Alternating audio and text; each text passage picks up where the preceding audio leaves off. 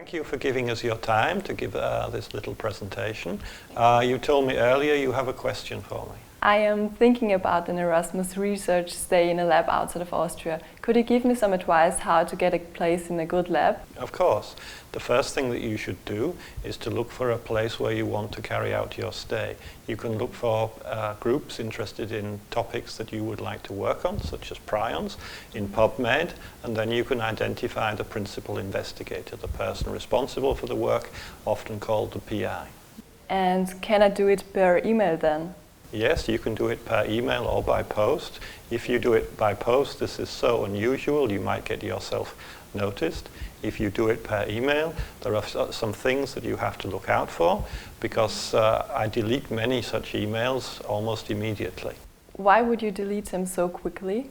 Because they're not addressed directly to me, they are addressed to respected sir, dear professor, or they even start with hey or hello.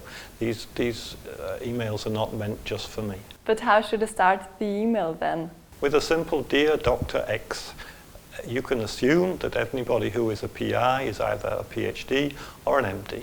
And I should then introduce myself? Yes, you can start with my name is Helene Mussel and I'm interested in doing a Erasmus practical, an Erasmus stay in your laboratory. I read about your work in PubMed. I found your work very interesting. Prions were introduced to me in my courses, and your last paper, which suggests that it may be possible, for example, to make a vaccine against prions, is a topic I would like to work on. But don't I need to write more? No, that will do. Emails should be short, because a professor gets lots of emails. The shorter the email, the more chance you have of a reply. And what about describing myself? Yes, now you can do this in a few lines. You can state what you did. In practical terms, you should attach clear and well-structured CV, such as one that you find in the Euro CV. Is this the time to attach a reference?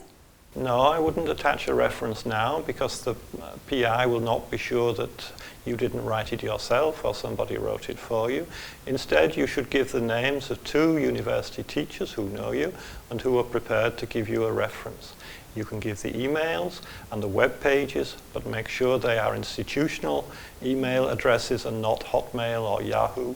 Nobody knows who writes Hotmail emails. What else can I do now? You can exercise patience, you can wait.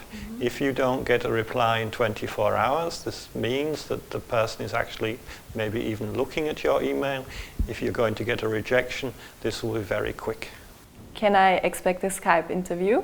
Yes, Skype interviews are quite common, because the PI wants to get a feeling for your personality. He wants to know, or she wants to know, if you are honest, independent, capable of communicating. They will want to judge your level of English.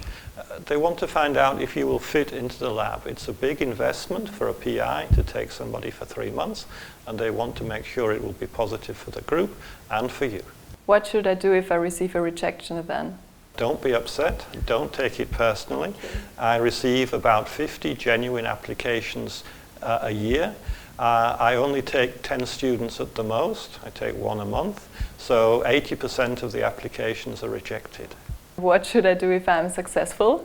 Be proud, be happy, contact your Erasmus office immediately. Make sure that you give them all the paperwork they need, stick to all the deadlines that they need and that the PI needs, and prepare yourself for your stay by reading as much literature as you can. Thank you for answering my questions. Good luck with your applications. Thank you. My pleasure.